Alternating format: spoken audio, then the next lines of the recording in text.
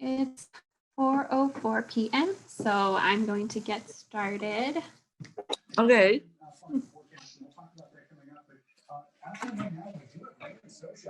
So it's just me today. Tamika will be back for the next class in 2 weeks.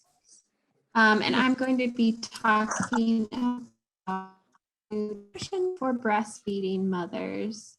So I work for Eastern Michigan University Center for Health Disparities, Innovations, and Studies. I have no conflicts of interest. I have a master's in public health, and I'm a registered dietitian.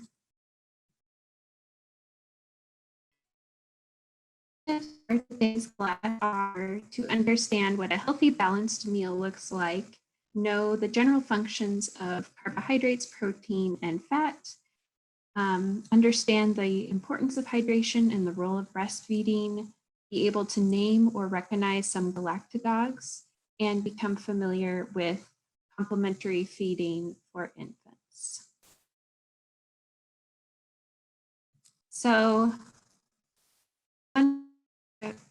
foundations of nutrition and guidelines that we have from the USDA are the MyPlate guides. So the MyPlate gives us a visual representation for what a balanced meal looks like. So we have a plate split up into different quarters. So we have fruits and vegetables making up half of the plate, and greens and protein making up the other half. And you notice the vegetables and grains portion are slightly larger than the fruit and protein portion. And dairy is optional, but if you can tolerate it, then it's recommended. But there are some great substitutes for dairy, such as tofu, leafy greens, blackstrap molasses, tempeh, tofu. I already said that, and chia seeds, tahini, and then if it's just the lactose, then you can also have products like goat's or sheep's milk cheese, hard cheeses, and yogurt, because it's fermented and most of the lactose is removed in the fermentation process. So for the next few slides, we're going to break down these foods into their components, which are called macronutrients, so carbohydrates, proteins, and fats. So the carbohydrates are going to be found in the foods like the fruits, vegetables, and grains section. And also the dairy also has some carbohydrates in it. And then the protein obviously is from our protein section right here, and fats are found in the dairy products and some protein options. So the function of carbohydrates is to provide quick energy, provides glucose, which is the most basic source of energy for all our cells in our body. And glucose is actually the only fuel used by the brain. 120 grams of glucose is used every day by our brain, which is the equivalent of 420 calories. And then glucose is also needed for our muscles during exercise. So some healthy carbohydrate sources are things like fruits, whole grains, even potatoes. I have a picture of sweet potatoes there. And also the pulses and beans also include carbohydrates as well. So I've included the lentils on this slide. And so at least half of the grains you eat each day should be whole grains. So things like whole wheat bread, oats, and like paratha with whole wheat flour or bulgur. And millet and quinoa are also whole grains as well. So the function of protein. Protein is really important for our immune system and the enzymes that are in our body. So So the enzymes that are used like to break down food in our digestive tract, protein makes up those enzymes, and all our antibodies and cells that kill pathogens that we might encounter, viruses and bacteria are, they're all made up of using protein. So super important. And also protein, of course, is the building block of muscle and is very important in tissue repair. So some healthy protein sources include beans, eggs and tofu, yogurt, and I have some pictures of different curries with chicken or beef or fish. And I will note that beans and tofu also have some weights, protein. So just be aware of that when you're balancing your meals. And then the function of fats. So fats provide energy. They provide about 9 calories per gram versus the protein and carbohydrates, which are 4 calories per gram. So they're more energy dense, but they're super important in helping to transport the fat soluble vitamins and helping us absorb those vitamins from the food we eat. Fats also make up hormones and cell membranes, and they are essential for our nervous system and essential fatty acid. And the essential fatty acids in foods are those that we can't manufacture in our bodies. So we have to get them from our diet. In fact, our brain is made up of about 60% fat. And it's super important for brain development. So breastfeeding mothers, it's really important for them to get a good source of those essential fatty acids so that their infant will have the nutrients they need to have good brain development.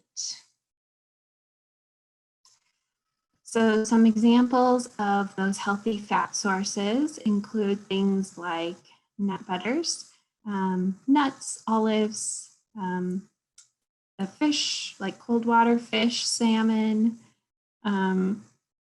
shrimp, seafood, and then even like coconut milk is also a source of healthy fat. And it's important to, when you're looking at like nuts and nut butters, try to stay away from the products that have added oils, particularly those that have partially hydrogenated oil or trans fats and hydrogenated oil. And then let's see. Oh, and then avocados. I don't have those on this slide, but avocados are also a really great healthy fat source. And then some fats to limit or avoid are those saturated fats, which are found in fatty animal meats, full fat dairy products like cheese and butter, because they increase the risk of heart disease and stroke. So you don't have to totally stop eating them, but it's good to make sure that less than 10% of your calories should come from saturated fat. And then again, avoid the trans fat, which is found in fried foods, margarine, store-bought baked goods, and potato chips. So this table that I have shows the amount of saturated fat. So as you go down the list, the bottom has more saturated fat, and the upper lipids on the top have more monounsaturated, which is a healthy fat. So at the top, we have things like safflower oil, canola oil, flaxseed, sunflower oil, and at the bottom are like the butters, beef tallow, lard, and coconut oil. So coconut oil is a good oil, but again, it's good to make sure you're not consuming tons and tons of it. Yes, and I wish they would have included avocado oil on this table, but it's high in the monounsaturated fats as well. So it's a great oil and very good for high heat cooking. So the CDC recommends that breastfeeding mothers eat around 450 to 500 calories per day, an extra above what they would normally eat if they're at a healthy weight. So you would, you might have to adjust this calorie range based on if you're underweight or overweight, but that's about the average number of calories per day that you would want to consume. And some important nutrients that vary in breast milk that are important to include in your diet are calcium and iron. So again, some great sources of calcium are things like the leafy greens like arugula, kale, chard, collard greens. And then it's also helpful to still take the prenatal vitamin even while you're nursing to make sure you get enough iron.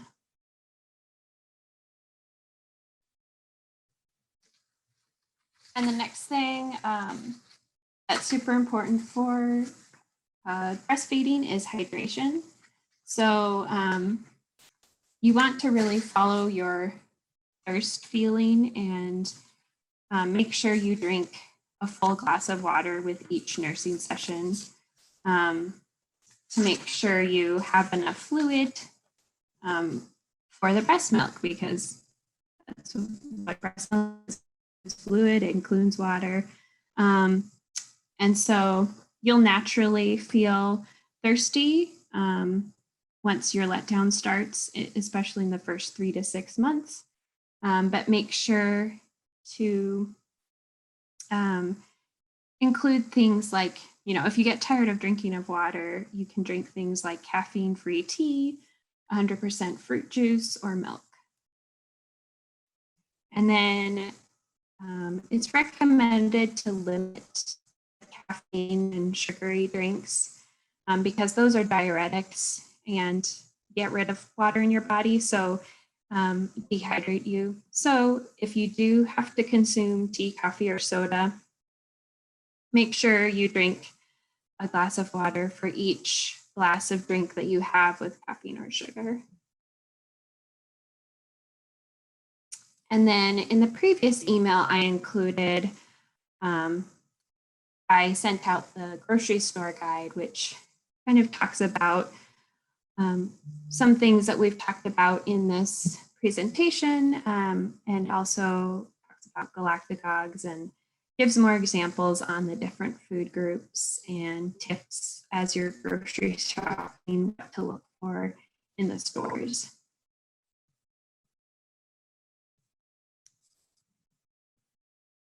So Galactagogues are foods and substances that people think may help to increase the milk supply.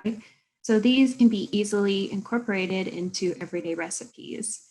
So some examples include fenugreek and fennel seeds, milk, almonds, even lentils like dal, spinach, garlic, sesame and poppy seeds, and a finger millet porridge. So some suggestions to incorporate these into your diet are sprinkling the fenugreek and fennel seeds on top of rice dishes, into hummus or a yogurt dip, drinking milk or consuming yogurt.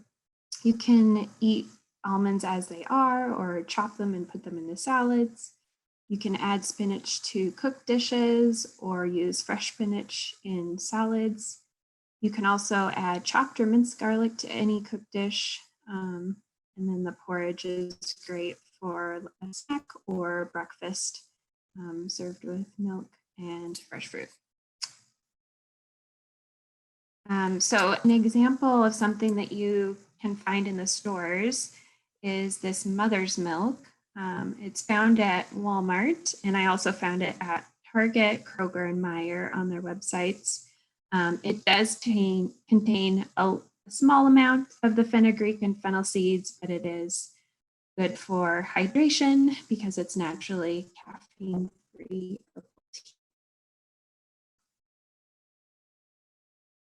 And then one of the last things we'll cover are some sample menus. So talking about complementary feeding, and this menu is for around an 8 to 12-month-old. Now, breast milk, of course, should be the only thing consumed during the first 6 months, and it's very adequate nutrition for the baby. But once they are 6 months old, they begin their need for more nutrients increase. And so one reason that's when they can start consuming solid foods because they need nutrients, especially like iron. In fact, there's been some research in communities in Central America, and they found that delaying the introduction of complementary foods has been associated with stunting. And so always go to your pediatrician for advice on introducing foods. But in general, this is a good guide. And so the first thing you want to start off in the day is, of course, providing breast milk first. And then, you could try some cereal or mashed egg mixed with some breast milk. You can add some fruit to that, some diced fruit. And then for a snack, they could have something like breast milk and diced cheese or cooked vegetables. Then for lunch, more breast milk and then some yogurt or cottage cheese or meat and vegetables and water if needed. And then so on throughout the day. And then dinner, you'll have the most food groups there with having like a protein source, the vegetables, the grain like noodles, pasta, rice, or potato, and then some fruit. And then before bedtime, just giving them some breast milk. So this last slide is a sample menu for a nursing mother. So kind of tried to include all the tips we've talked about. So including something like a naan bread with, I think there's some sprinkled seeds here on top. So maybe some fenugreek or fennel seeds. And there's some laughing cow cheese and some fruit. And then for a snack, having something like peanut butter and bananas. For lunch, having like a lentil soup with some whole wheat pita bread or whole grain bread, salad and some fruit. And dinner, having brown rice with something like a curry, yogurt, and then some more snacks. Include those almonds and cut vegetables with hummus. So these are very balanced meals and kind of incorporate everything that I included in the previous slides. So we've talked about the MyPlate method and the function of macronutrients, the importance of hydration, what Galactagogues are, and some examples. And then a complementary feeding menu for an infant, and then a sample menu for a nursing mother. So I will end it here and ask if anyone has any questions.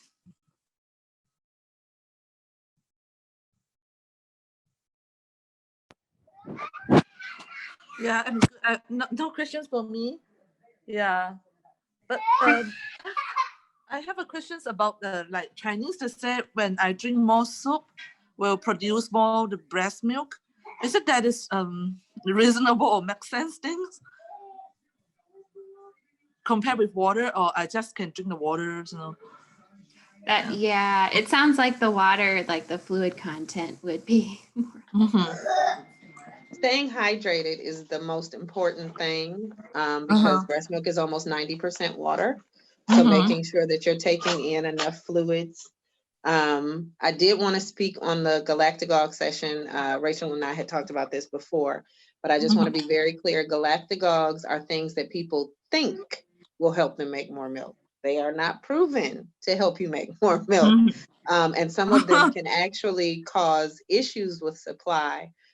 Fenugreek is one because it interacts with blood sugar. So moms who have insulin resistance or diabetes should not take fenugreek because it can cause spikes in blood sugar. Okay, thank you. Great. Anything else you wanted to add, Tamika? No, you did pretty good. The most important thing is just making sure you stay hydrated. A lot of the things that people think help them make more milk actually just contributes to their hydration. One of the most popular things I see in the mommy groups on like Facebook and stuff right now is, what is it called? Under Armour, solid armor, something armor. something armor is some kind of like sports drink, I guess. Oh, okay. And they swear it's just like oh, I drank this and I started making 3,000 ounces of milk every day, right? And the main ingredient is coconut water, which is extremely good at hydrating you. Coconut water is actually a natural hangover defense. Like if you're really hungover, drink some coconut water and it'll help you get together. So if you're drinking coconut water on a regular basis, that means you're going to be really hydrated. And so your milk, which is 90% water, is going to increase. It didn't mean that it actually helped you make more milk. It meant that you were dehydrated and you should have been drinking some more water. So that's the most, there is no magic, there's no pill, cookies, smoothie, drink. None of those things are magic and will help you make more milk. Milk is move it to make it. It is all about supply and demand. So it doesn't matter if you're, drinking all the drinks and doing all the smoothies and cookies. If you're not doing that, it won't help. Great.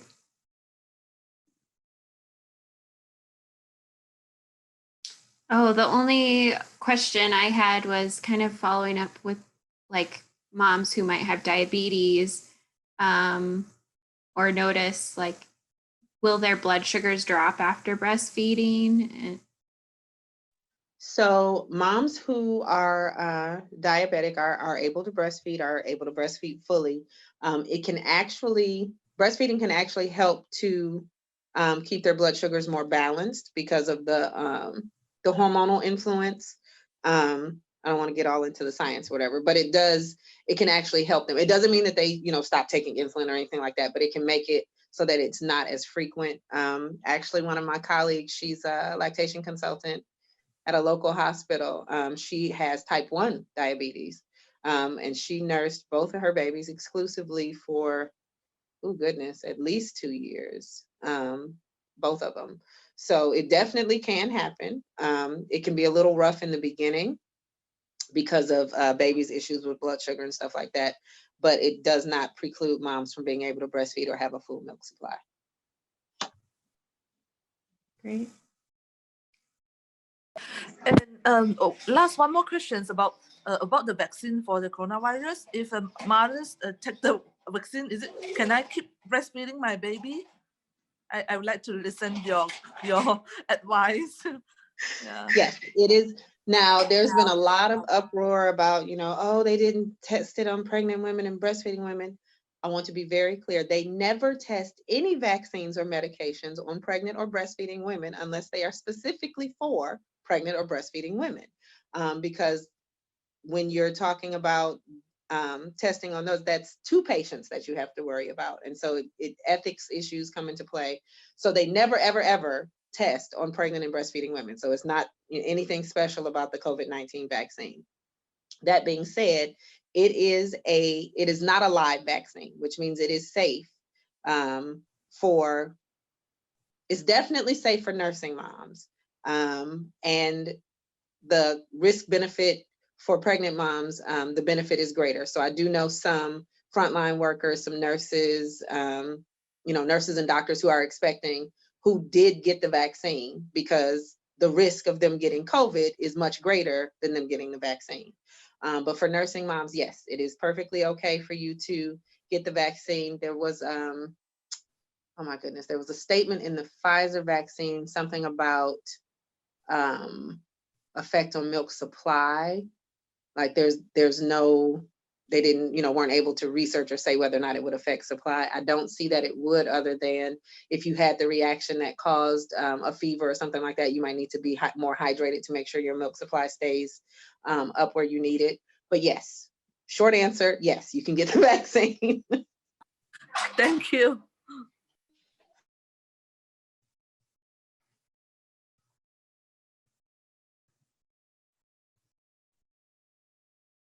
I think we can end it here, and we'll have our last class in 2 weeks on the 4th. Okay. Thank you, Rachel.